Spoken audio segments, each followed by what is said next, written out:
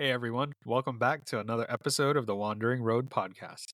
I'm your host Chris, alongside my co-host Dean, and for today's episode, we're hitting the road for some more true crime. And today we're going to be talking about Billy Cockeyed Cook, who we also dub the hitchhiking killer.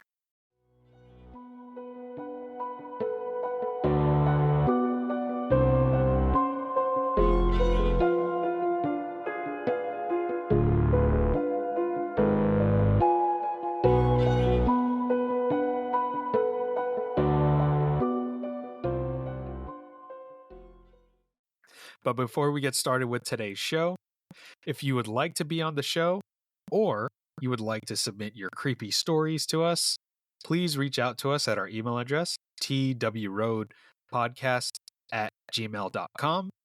We would love to hear from you. We would love to have you on as a guest to share your stories. So please reach out to us. Our email address is twroadpodcast@gmail.com. And by the way, Dean, the platform that we used to upload, Buzzsprout, included a new feature which we just turned on called Send Us a Text Message.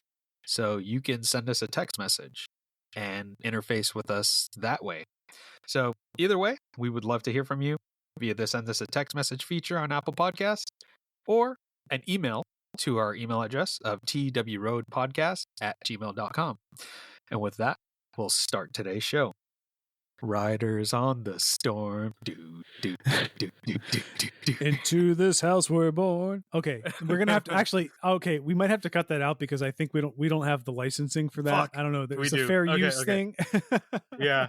I'm just honestly though, I think it's okay because like the Fair Use Act, we're singing it. It's only like it's like less than 5 seconds, so I think we're good.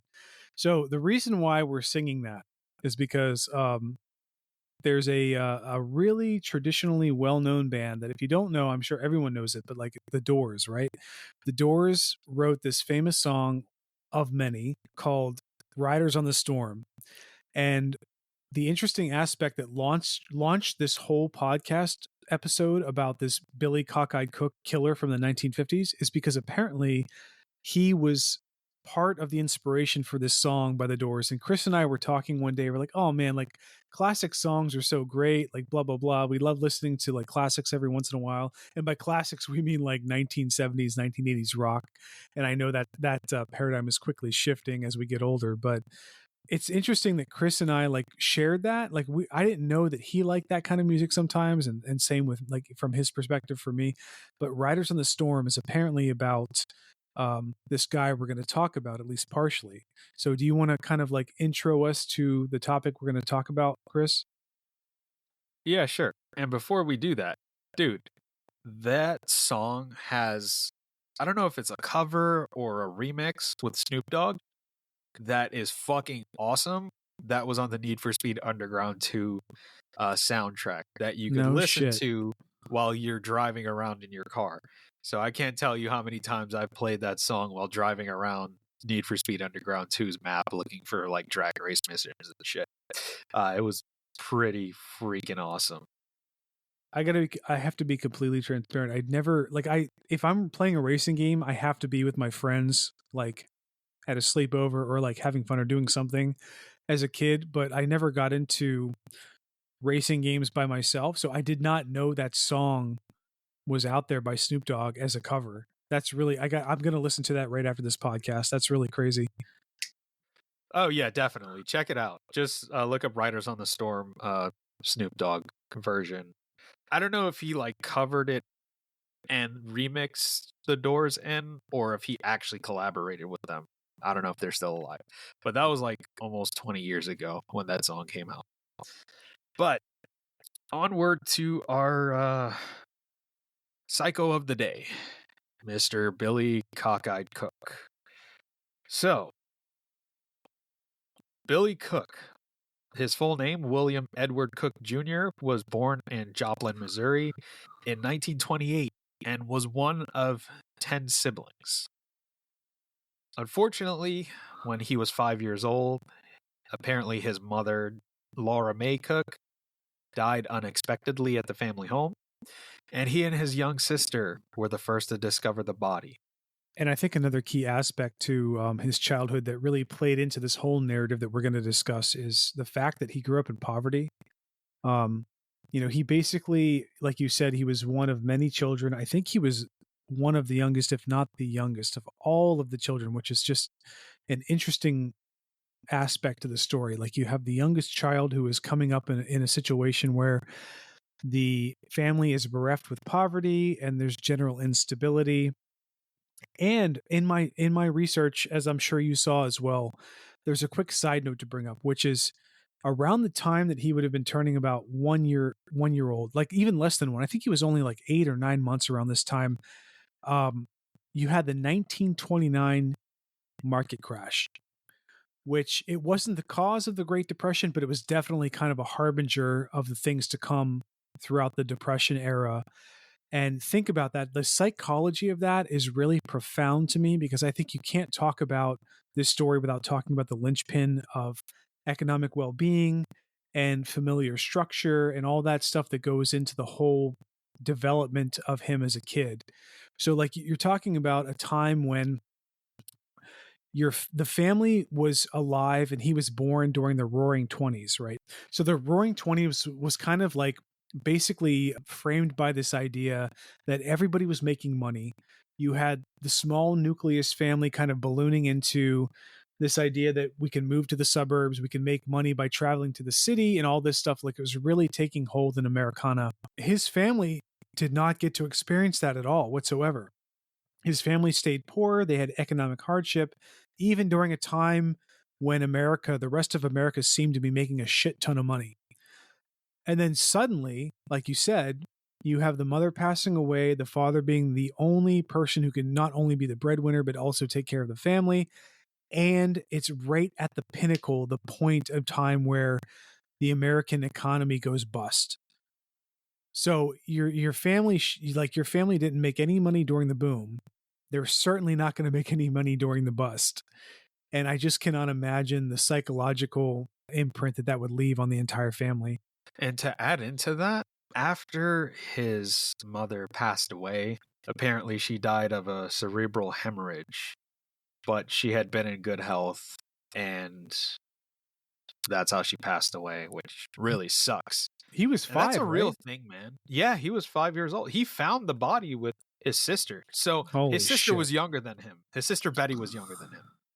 Oh, okay. So, but he Yeah. was one of the younger ones, but he was But not the he youngest. wasn't the youngest. No. Okay. So here's the thing. Apparently, his father was a terrible person. And here's what he did to the kids. He took all of his kids, the William Cook Sr., Billy Cook's dad, relocated the children to an abandoned mine. Just dumped them there. Left them.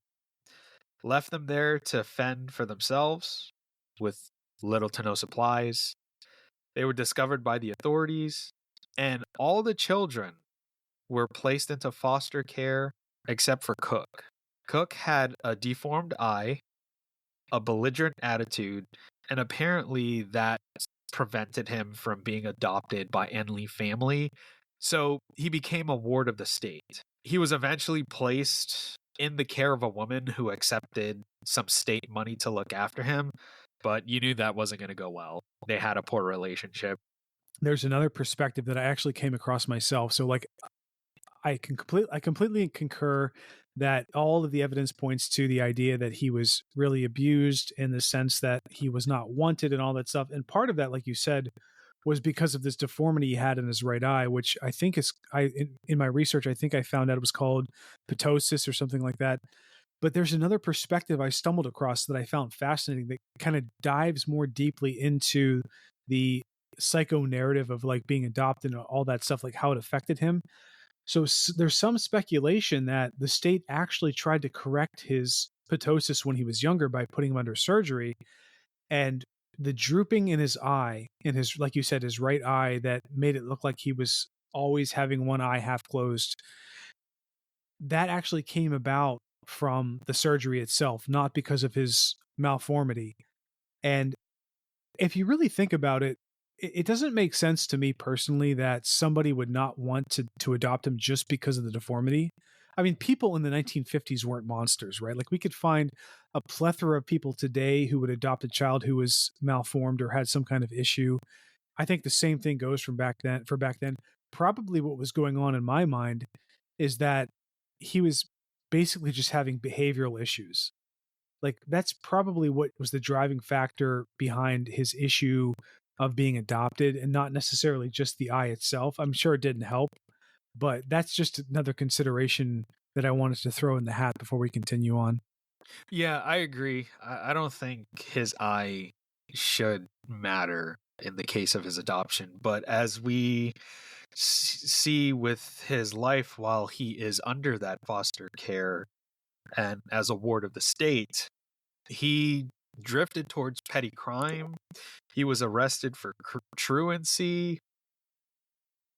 He, at the age of 12, he told a judge he would prefer a reformatory over Yes. foster care. That's a critical point in the story, in my opinion, for sure. I mean, think about that. You want to dig into that a little bit? Yeah, just real quick. So like you have a child, right? Like I have to say up front, I was probably kind of like try to allude to this during the conversation as it went on, but like I'll just say it up front. In my research, I don't think Billy Cook was dumb. I think he was actually pretty smart. Like not in a positive way, like, he shouldn't have done the shit he did, but like still he was relatively intelligent. And I think that I envision a child who was very perceptive, probably because he grew up in the era and the time and all the circumstances he did. He developed this perception, right?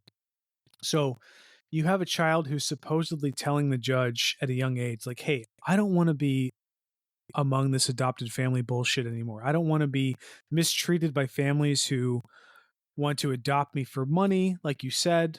That was the only way they can get people to adopt him, apparently, for his behavior, because nobody else wanted him. So like, hey, here the state says, hey, just take this wad of money so you can adopt this kid and get him out of our system.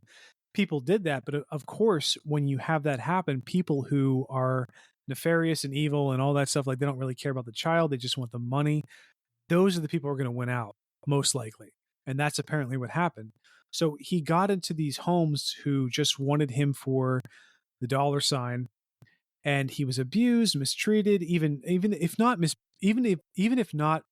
abused and mistreated, he was neglected for sure. So at that point in time, after years of experiencing that and getting more intelligent, he essentially just said to the judge, hey, I don't want to do this adoption thing anymore. I want to go to a reform school, which is no cakewalk. But it really speaks to the circumstances that he was experiencing, and also, like I said, his intelligence level, which we'll dive into more deeply later on. Yeah, and to talk about that reformatory school, if you have ever seen, I think it's a docuseries on Netflix. It's called The Program Cons, Cults, and Kidnapping, right? It's about a former academy called the Academy at Ivy Ridge. And it's kind of one of those schools where parents, it's really fucked up, by the way. Like, these people will come at like 2, 3 in the morning and like put these kids in handcuffs and just take them away. And it's something parents signed them up for. And it kind of sounds like a reformatory school in the sense that there are strict rules and regulations. If you follow the rules, you get rewarded. If you don't follow the rules, you get punished. So I just wanted to throw that in there because, even though like reformatory schools were a thing in the 19th and early 20th century, it's shit like that is still around. And it really fucks with people psychologically.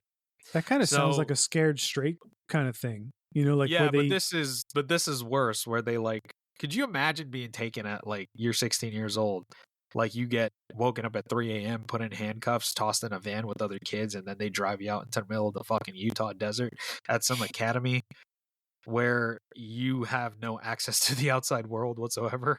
It's a wild experience. So I'm assuming a reformatory. Wait, I'm sorry, man. Have you been through this experience? You're No, like, oh, no. it's a wild experience. Like, Not wild experience that I went through it, but like seeing the documentary and people that have went through that firsthand, you saw in the documentary what they were, and you see them now, and it's like, this really, really fucked you up. It really fucked you up. definitely. And I could see a reformatory school, not making Billy Cook any better of a human being. But yeah, I gotta hand it to you with that observation that he probably wasn't stupid. He was probably very intelligent. And that's one thing we find with these serial killers that come about within the next 20 years of the United States history, because he dies in like 1950 or something like that. So Yeah, for the next 52. Yeah. in 52, so you're talking about, like, I don't want to say 20 years, let's say like the next 40 years or so. Like, the people that become serial killers, they're not fucking stupid. They're very calculated people. They know who to target, they know what they want to do, they have a plan beforehand. And to me, it's the same thing with Billy Cook. Absolutely. And I don't, I mean, like, let's be honest, man, like, you can't have this conversation without talking about like the socioeconomic construct that we kind of alluded to earlier. He was born at a time that was just coming out of like economic boom, right? And he was born right into a period where there was just absolute economic decimation. But as he was coming back up, he was living in a time period where the economy was stabilizing. There was kind of a rejuvenation of financial growth for not just businesses, but for smaller people. And that kind of ballooned into this idea that the suburbs were going to take hold in all kinds of different places in the United States and and just completely shift the landscape, right? He was on the outs of both sides of that. It's like at the most pinnacle time of his development, he was experiencing the worst economic disparity you could possibly imagine, only to grow up into an age when he would probably be cognizant enough to realize what's going on around him, where like, oh, people are making money again, and my family, and like all my situation, all the people I'm with, they're poor. I'm like getting beaten. I'm getting the worst situation. And as he gets older, that kind of wanes and he like missed the bucket again, right? Because he doesn't have education, he doesn't have formal training. So this is the point in his life when you're really talking about, like, I think it's around his late teens where he starts drifting across the American Midwest. And to be clear, like, this is really important as well. I forgot to bring up earlier, in the American Midwest during this time, it was really difficult for most people staying there because a lot of people who had skill and ability, business owners and all that stuff, they were moving out of the Midwest into larger cities. So out of the rural areas to inhabit these locations that were more lucrative for them. And we kind of see that today again, right? Which is a little bit creepy. But I think that really played into how he developed in his psyche as a person, like being left behind. He's always been left behind. He can't make any real money. The only way he can make real money is by leaning into what he grew up as, which is kind of a delinquent sort of figure. Not necessarily at a young age to his, it wasn't really directly his fault, because a kid developing that, like, how can you say that it's really a fault of any child to be left behind? But not trying to be an apologist, but just saying that really framed his early life, in addition to the economic disparities that were going on around him. And I would point to two things. One is his encounter with death at a very, very young age, and that being his mother. So talk about traumatizing a child at that point in their development. So he lost his mother. His dad's a piece of shit. He abandons them in the mine. He sees all of his siblings get adopted out, and he's not adopted. And then he becomes a ward of the state, and he's assigned to someone that probably doesn't really give a shit about him because they're just in it for the money. So he's in a position where I could see how his growth as an individual would be like, well, society doesn't give a shit about me, so I'm not going to give a shit about them. So to sum it all up, like you said, not trying to be an apologist, but trying to analyze this individual of why they would do what they did later on in life, not too far later on in life. You know, for him to be such a delinquent and a truant of the state and go to prison and all this other crap, I mean, you have to take into consideration the experiences that they went through and the things that they would have been exposed to. Because, you know, let me put it this way. I don't know this person. To me, he's a terrible person. But looking at his life story, it's pretty shitty. But again, at the end of the day, we all have a choice. And I feel like this is jumping ahead. This might be something we must say towards the end, but I need to get it out now. We all have a choice. We all make decisions. We all have an understanding of what's bad and wrong. And when we go into his, the crimes that he committed, the murders, he made a choice to do that. You, as a logical human being, have a choice. You know right from wrong. With that, I won't rant. If you want to segue into the next part. Dude, you touched on like the the quintessential difficult question. I feel like if we have any listeners of Variety, I think half of them would agree and half of them would be like, well, it's more circumstantial. I think that the only way you can separate the conversation. If I could respond to that, the Yeah, circumstantial stuff, there's always a choice when it comes to these criminals. There's always a fucking choice. Like the Pazuzu Algarad guy that decided to kill those two guys. Right. Yeah. He had a choice not to. He had a choice not to file down his fucking teeth or whatever the fuck he did. I don't know. I don't have sympathy for these people. And that's the difficult part about doing this podcast, which when you, I think we had Susie on for the, what was it? The pork bun murders, right? The pork bun murders, yeah. Yeah. I now understand how you say it's really difficult and heavy, because at the time I was like, whatever, we're just talking about a crime. Like, to me, it's just, you know, just internally, I'm like, what? It's not that deep to me. But now when you do something like this, and we've done quite a few of these, I can understand the feeling. And I do not have sympathy for this person and what they did. Yeah. But it's always going to be a huge topic of debate of whether, you know, someone like this is severely mentally ill and whether they had a choice in doing this or not. I know that will always be a question that people much smarter than me that are psychologists and are into criminal psychology and analyze these people for a living. I get it. But I still won't deviate from the fact that they have a choice. We have free will. We have free will. He chose to kill people. He made the decision to. Like he said to his father, at the age of 17, he was transferred to Missouri State Penitentiary. He assaulted another inmate with a bat, but that's irrelevant because in prison, there's always a bunch of crimes that go on internally as well. But when he was released from prison in 1950, he returned to Joplin, Missouri, where he reunited with his father for a brief time. And he told his father his intention was now to live by the gun and roam.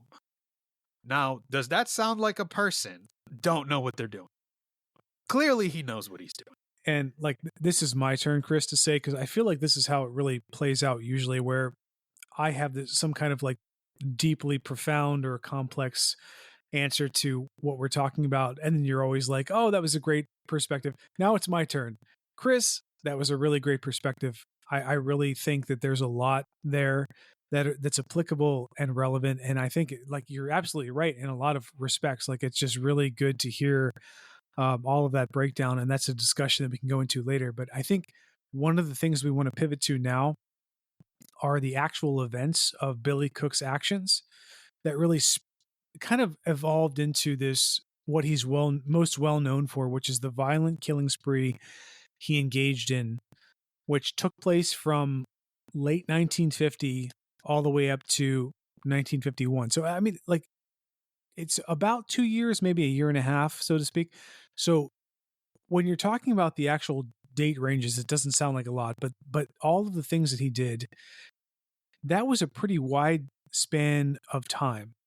You're talking about like a year and a half, right? So that's a lot of moving around. That's a lot of like planning, all that stuff. So we're going to go into that now just for the edification of the listener. So I'll just go ahead and start with the pinnacle of everything. So on December 30th of 1950, apparently he was traveling through Lubbock, Texas, and he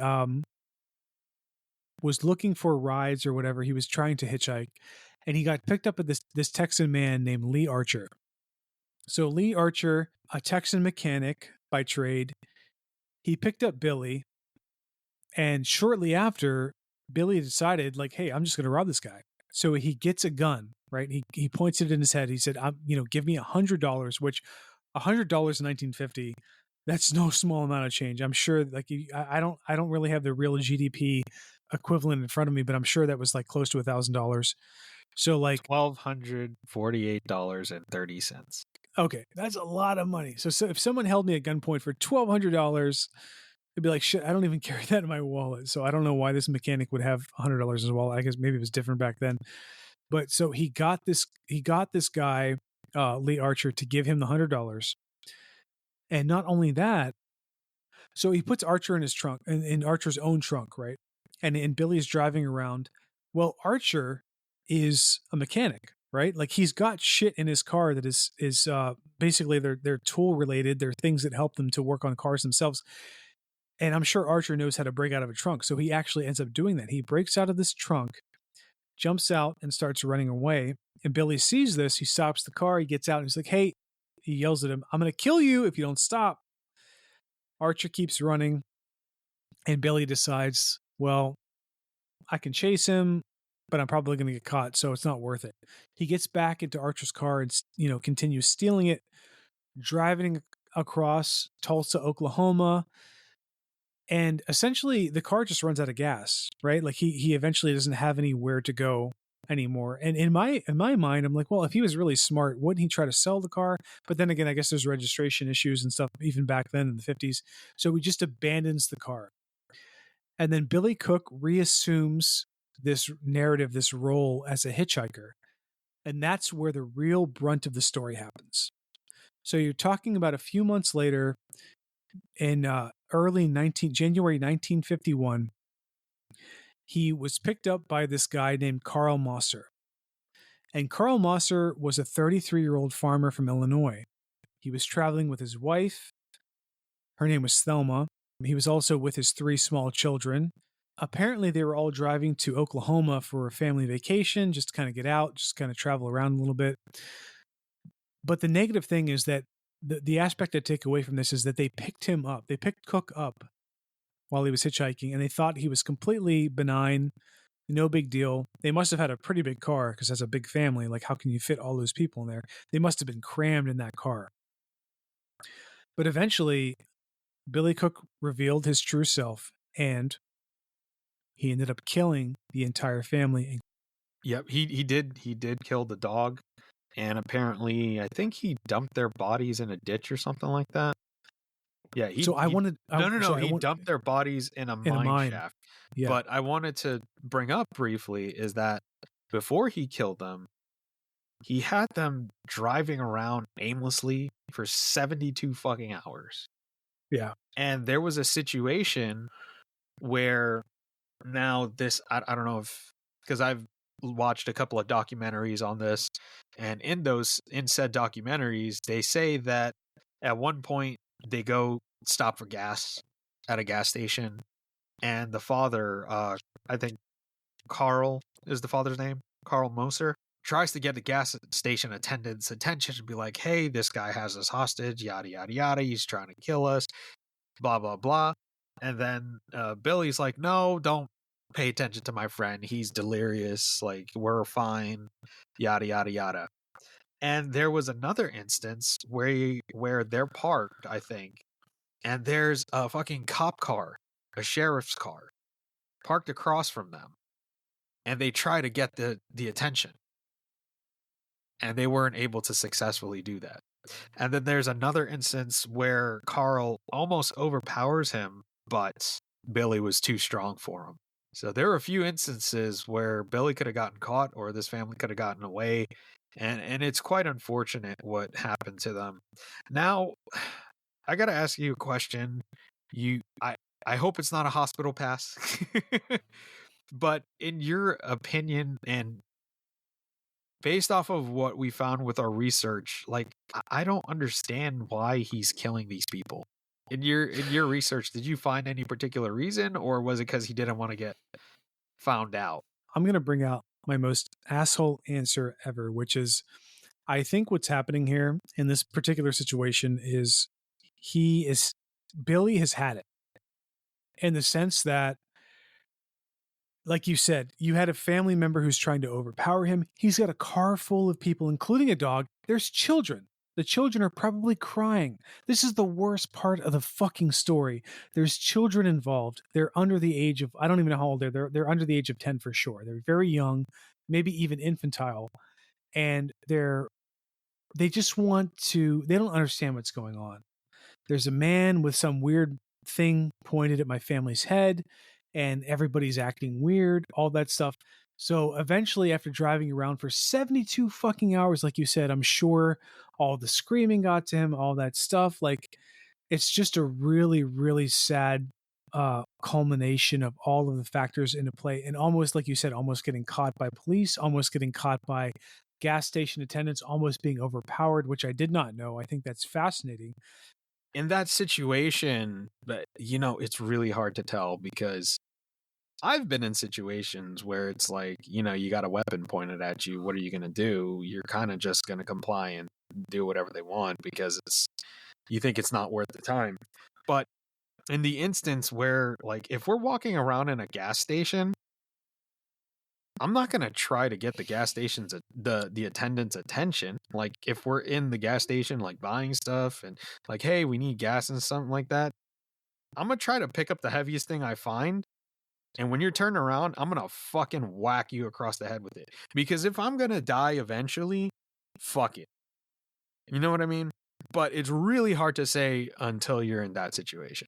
But I was wondering as well, like, why this guy didn't take the chance, because maybe they thought that they were just going to be let go because he just wanted the car. I think that's likely. I think that in that situation, the father is just trying to play it safe for his family, and he thinks that eventually the car is going to get taken or stolen because you're living in a time period, like we said earlier, where cars are becoming more prevalent and they're becoming more of a status figure. So maybe somebody who is less well off wants to take that car in the face of a time period where they can never ever afford a car to establish a family and all that stuff. But a really crazy aspect of the story that I want to bring up briefly is that when Billy Cook ended up killing the Mosser family, and like this is the pinnacle part. You said they drove around for 72 hours aimlessly. Well, it doesn't seem like it was quite aimlessly. It could have been initially, but they ended up back in Joplin, Missouri, which I don't know if you're paying attention. What is Joplin, Missouri? That's where he's from. That's where he was born in 1928. And they were driving around all of the Midwest before they ended up there. So they ended up in Joplin, Missouri, where he took them out of the car and systematically shot each of them in the head. You're talking about 2 hours from Tulsa, Oklahoma, like, other places, like, a pretty significant drive. So this is out of the way for sure. There must have been some kind of personal motivation to go back there. And I think it's quite possible that if you want to speculate psychologically, he might have been holding on for a last bastion of hope. Like maybe something will happen or whatever. Like, I don't think he was systematically going to shoot them in Joplin. Like, that wasn't his plan. I think that he was probably really like coming to terms with this idea, like, I'm finally at the cusp of the end of my life, and I'm either going to take lives with me or I'm just going to let it end by itself. And unfortunately, he took the former side where, I'm going to end up killing these people. But I don't think it was a calculated ending in Joplin, Missouri. I think it was just kind of a roaming around, and then he was kind of getting closer to Joplin, told him to go there. And then when he got there, he just really had that, snap moment where he was like, this is it. This is what I'm made for. This is why I'm here. I'm a criminal. I'm here to kill. I'm here to live, like you said, live by the gun and roam or whatever, like he told his father. And that was that was, history is made right there. 2 hours away from the closest major city in Tulsa, and he ended up dumping them in a mine after he shot every single one of them in the head, including the children and the dog. All of them shot in the head, dumped in a mine. What really baffles me to this day, which I'm still doing, I wanted to do more research on, but I don't think it exists. The information is not out there. But it seems like the authorities found the bodies of the family, the Mosser family and the dog and all that stuff, like less than 2 days after they were shot in like some mine in Joplin. And the only conclusion I can come to is like the mine was active. But, I don't think Billy was that dumb. I don't think he would have dumped them in he would have known what an active mine looks like. Like, why would he dump them in an active mine if he didn't want to get caught? So he probably tried to dump them in an area where no one would find them, which would for him would have been a seemingly abandoned a mine. So like, why in the world, like how in the world did the authorities find this family dumped in this supposed abandoned mine? I don't know. What's your speculation on that? Do you have any insight or thoughts on that? I think it depends on where in the mine they were dumped in. Because if he just dumped them like at the entrance of the mine, I'm sure like the smell and all that stuff. And maybe there are people living around the mine that probably would have complained of like a smell or something. Like an odd smell. That's the only thing I could think of. Could be. And on top of that, the police did find the vehicle. The family vehicle. The Mosser family. Yeah. Mm-hmm. Apparently, Cook's receipt for the gun was found in the car. Fucking idiot. Like, what? And I think that's how they like probably tracked it to him. I retract all my statements about intelligence until then. Until this point, he left the receipt for the gun in the car. It's like, okay, no intelligence there. Yeah, and you know what the thing is? I'm pretty sure back then, like they had like crime investigation units where they would have looked for fingerprints. They would have looked at the caliber of the bullets. They would have looked at the receipt. They would have investigated the vehicle. And he has a record already. And it's in Joplin, right? Is that what the place is called? Joplin. Yep. It happens in Joplin. He's from Joplin. He probably has a record. So I mean, they're probably able to tie it back to him. As bad as the initial part of the story is with killing children, which I agree with you at this point. Like when I hear children dying in a story, I'm like, fuck you. I don't care what. Okay, I'm sorry. I'm going after it. No. Fuck that shit. No. Fuck that shit. If you kill kids, you're a fucking piece of shit. Yeah. If you kill kids, you're a fucking piece of shit. Don't care what your upbringing is. Don't care what psychological issue you have. Don't care about any of that. You kill kids and you hurt innocent animals. You hurt defenseless beings that cannot defend themselves. You are a fucking scumbag. There's a lot of banging going on in the background. I can hear it. It's boom, boom, boom, boom, boom, boom, boom. Dude, I can't help it. I know. You have a kid. I have many younger cousins. Like I have a very large family. I was around, younger cousins and shit. Like I have a younger sister. Yeah. So like you see like the innocence of children, and when they're targeted for no fucking reason, it just hurts the shit out of me. Yeah, it does. And I'm saying that with a smile because I'm trying to like suppress the negative emotions, but that's just how I deal with it. Where it's like I hear these terrible stories about children being killed and stuff, and I see their faces, especially in modern days, because there are some stories where I was doing research to tack on to the story of Billy Cook that we're talking about today. Like, what are some other popular examples of hitchhiker killers throughout the last 100 years or so, or whatever, or 50 years? And there are quite a few of them, and some of them include the murder of children. And even more recently, in like the 90s worldwide, like there were some very young children, like in their 2s and 3s. Like you see the actual pictures of them and they're gone. You know, they were gone when we were like around 10 or 12 or 15 years old, like you and I. Like that to me, like their lives were snuffed out.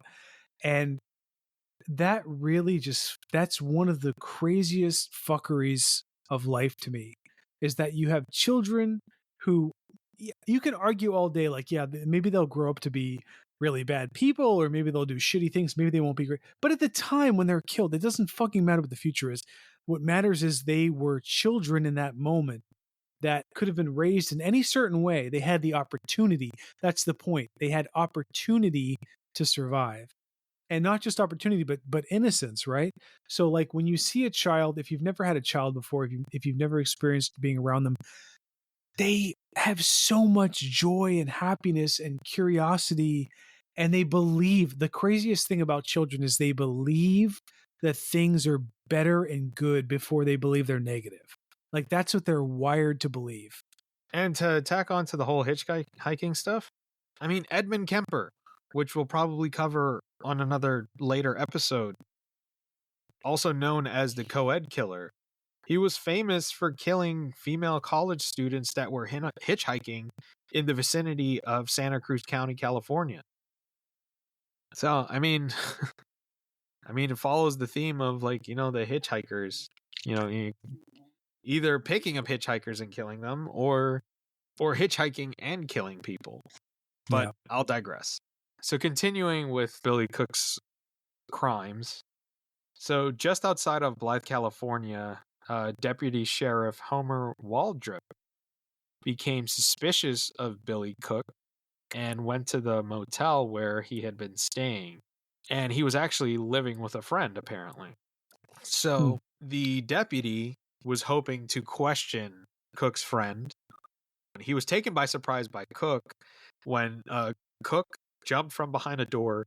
He was taken by surprise when Cook jumped from behind a door and ended up taking the deputy's revolver, who was then taken hostage by Cook, stole the cop car, forced the deputy to drive around, and during this drive is when Cook, not very smart, so he's probably a moron, bragged about murdering the Mosers. So after about 40 miles or so of driving, he ordered the deputy to pull over, lie face down in the ditch, saying that he would shoot him in the head. But instead, Cook decided against this, got back into the police car, and then drove away. Because he was probably thinking like, okay, if I killed a family, that's enough heat. But if I kill a police officer, this is just going to make it worse. Because, they're going to actually be out looking for him in force. So he takes the car, he drives away. Then, eventually, he abandoned this cop car. He then runs into Robert Dewey, who was a traveling salesman. Apparently, there was an altercation between Dewey and Cook, because Dewey tried to wrestle the gun from Cook, but he was wounded in the process. And the car that they were in left the road, careened into the desert. Cook then murdered Dewey with a shot to the head. Dewey's body was found near Oglebay, California. Cook then abandoned Dewey's car in Mexicali, Mexico. I think it's actually really interesting that, like, think about the amount of travel that he had, right? Like you're talking about a time when cars were just becoming the most significant technological advancement that society had in America for traveling abroad, right? So he was all over the Midwest, and the fact that he ended up in Mexico, just all over that area, it really fascinates me that that's the wide range that he experienced, right? So like after those circumstances and all of the motorists that he was involved with, and the fact that he almost shot and killed a police officer, I think this is the turning point for him where it's like, okay, I put myself in the situation. I've been so many places all over. Like, I just cannot possibly continue this much longer before I get caught and essentially either locked away forever or put to death. So I think that level of hopelessness really played into his progression as a killer. And that's where you start to see the true unraveling psychologically for him as a person. We're at a point where he, like you said, he realizes, oh shit. At this point, all the law enforcement agencies are looking for him in the Southwest. He did end up kidnapping 2 other men, James Burke and Forrest Dameron, who were on a hunting trip. He forced them to drive across the Mexican border to Santa Rosalia, where he was recognized by the Santa Rosalia police chief, who then walked up to Cook, snatched the .32 from his belt, and arrested him. Isn't that some fucking shit? He just walked up to the guy, snatched the gun, and arrested him. But since Mexico did not have an extradition policy with the US at the time, the group of officers decided to physically push Cook across the border, where he was immediately arrested. Could you imagine? I'm Here you go. sorry. I'm sorry. I could just see like 10 police officers. There's like freaking like 5 squad cars. He's in one of the cars. They pull him out the car and they just like pick him up and just chuck his ass across the border to the US law enforcement. Be like, have fun. So that is how he got caught. The police chief in Mexico recognized him, walked up to him, snatched the gun out of his belt, and was like, nah, dude, you're fucked. You're done. You're not doing this shit here. Get the fuck out of here, basically. And at that point, Cook was then returned to Oklahoma City to stand for trial for the Moser killings because he took them across multiple state lines. So now that became a federal crime. Well, a federal case under the Federal Kidnapping Act. So in order to avoid possibly getting a death sentence, he pleaded to 5 counts of kidnapping. The guilty plea was permitted by the judge due to disputes over Cook's mental health.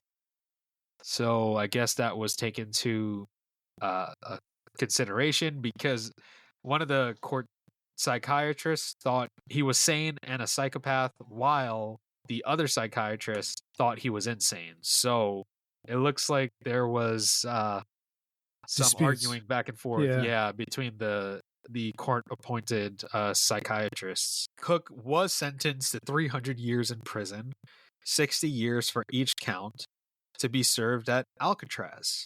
The U.S. District Judge, Stephen S. Chandler, was quoted as saying, "I do not think it can be justifiably said that the defendant had sufficient mental capacity to commit a crime warranting the death penalty by this jury or this court." Here you have the district judge thinking that this dude had some sort of mental issue, and apparently this was major point of contention. So he was executed. So what's the stretch between him getting sentenced between 300 years and actually going to the death chamber or like the gas chamber? Because he was eventually executed in San Quentin in December of 1952, and his last words were, "I hate everybody's guts." So there's some contention with his sentence, whether he was insane, whether he was not insane, fit to be killed. But it was discovered that the sentence, even though he got 60 years for each count of murder for the family, the sentence carried a chance of parole after 20 years.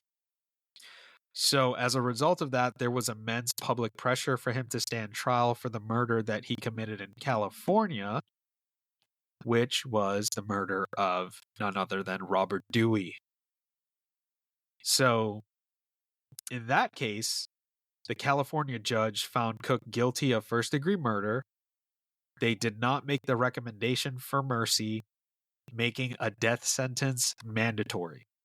And on December 12th, 1952, Cook was executed in the gas chamber at San Quentin prison. He stated that I hate everybody's guts and everybody hates me. His last meal consisted of fried chicken, French fried potatoes, peas, pumpkin pie, coffee, and milk. Cook's body was returned to Joplin, Missouri to be buried in Peace Church Cemetery, but he had to be buried like in an unmarked grave, and it had to be outside of like the cemetery grounds or something of that sort. He is buried, I think, not directly close to his family, but like close enough. But it's an unmarked grave, so it's hard to find it today, but you can see the grave of his mom. Another thing I came across in my research in one of the documentaries that I saw online, I don't know if this is true or if the documentary was making this up, but apparently nobody, after he was killed, nobody wanted to take his body. The family couldn't afford to ship it back to Joplin, Missouri. But apparently there was this, I don't know if it was like a Comanche medicine man or something like that, said he was willing to do some sort of Native American rites, and then he would send the body back after he did like some sort of, ritual or something for him, right?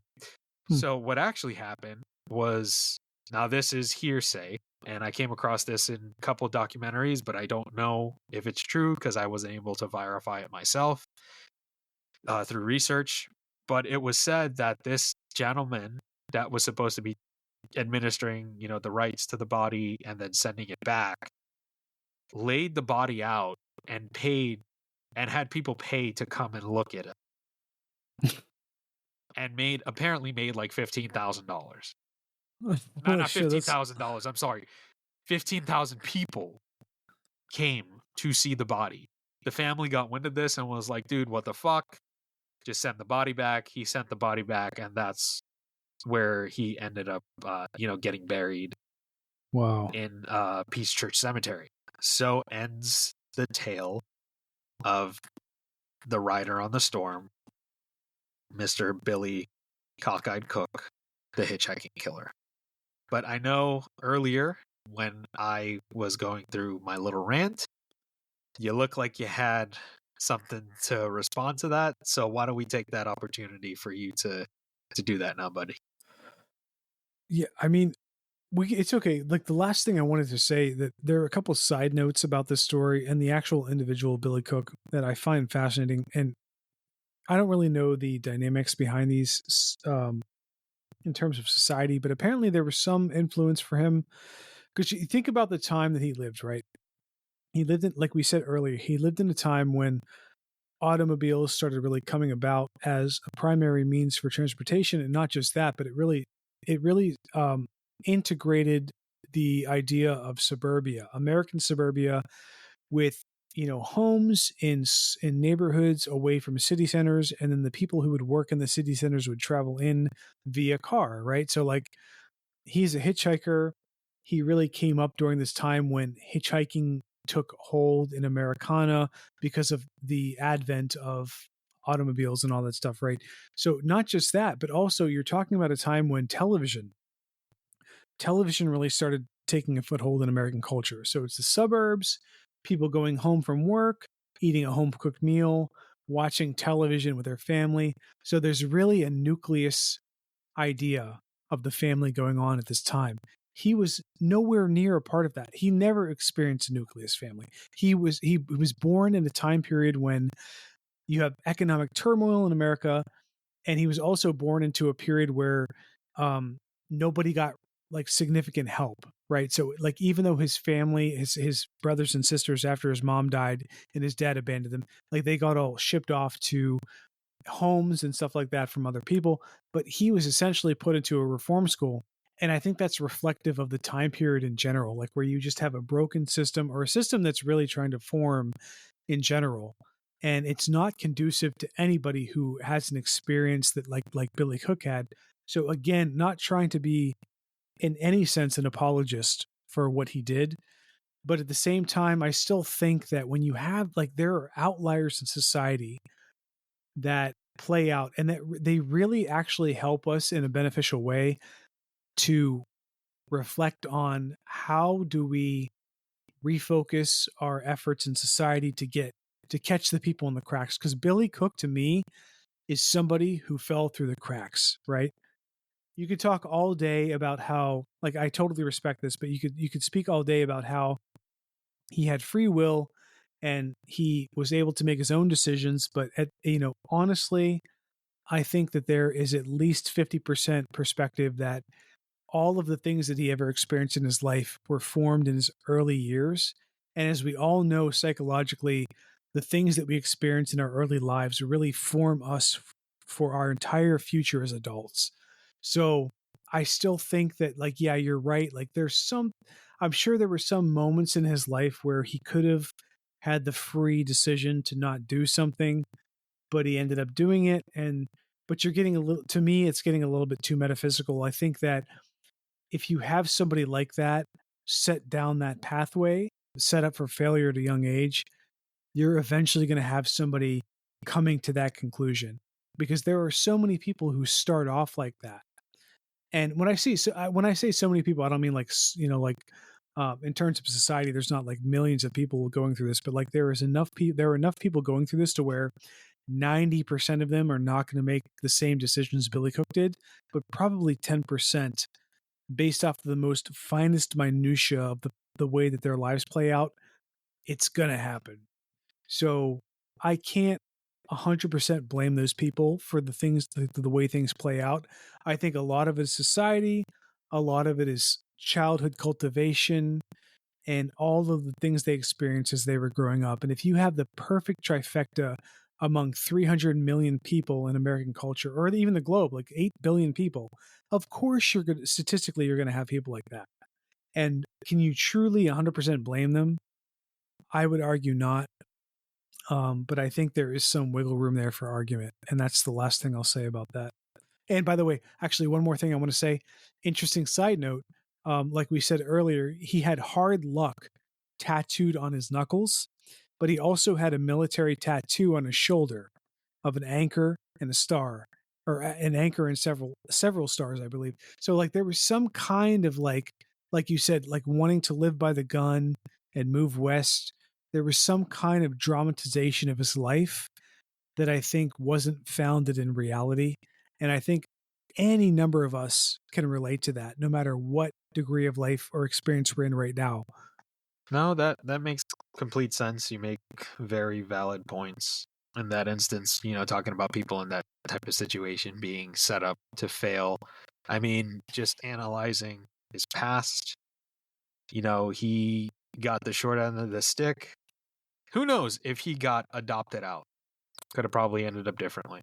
But he ended up where he did, ordered the state, lived a life of crime that eventually was his gateway to, as he said to his dad, living by the gun, and led him down a killing path and the unfortunate death of those individuals, which ultimately led to his death in 1952.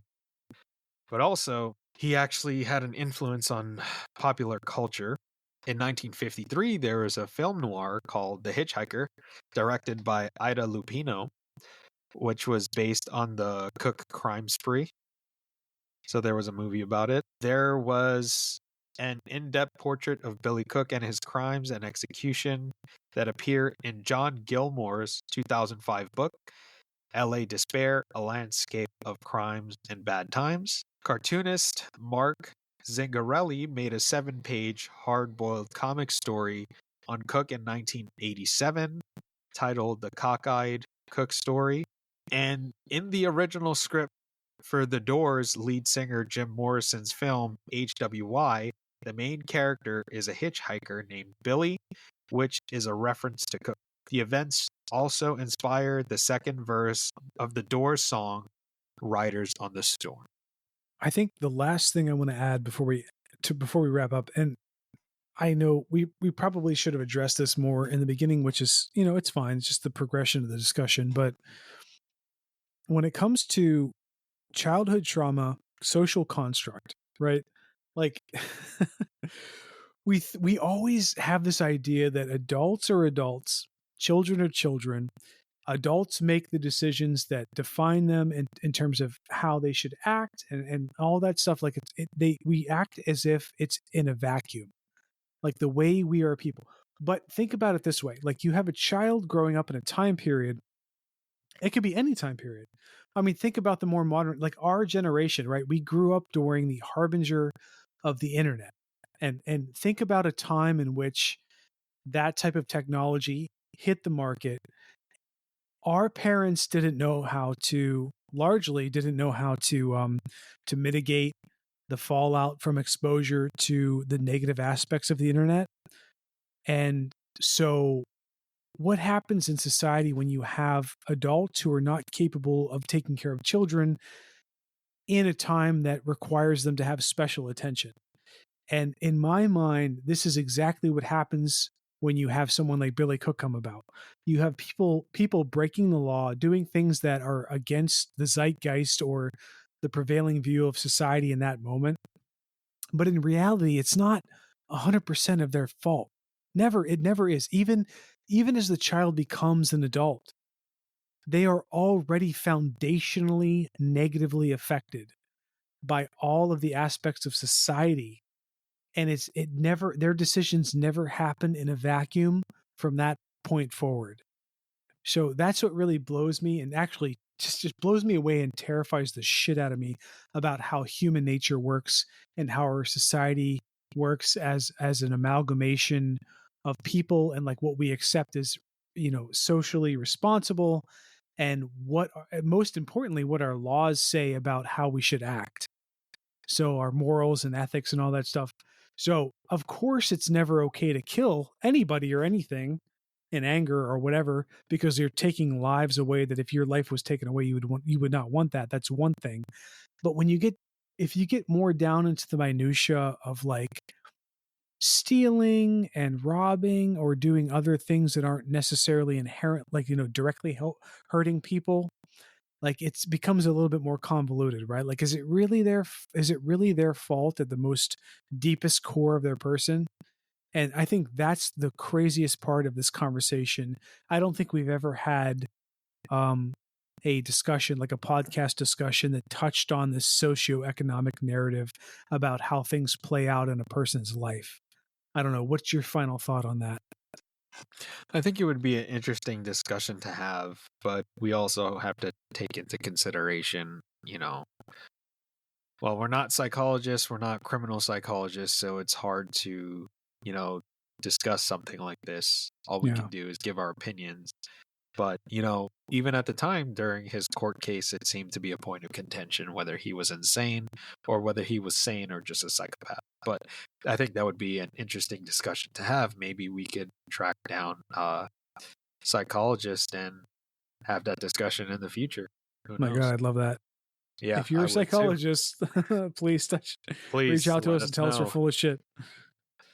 But if you stuck with us this long for this episode, we really appreciate it.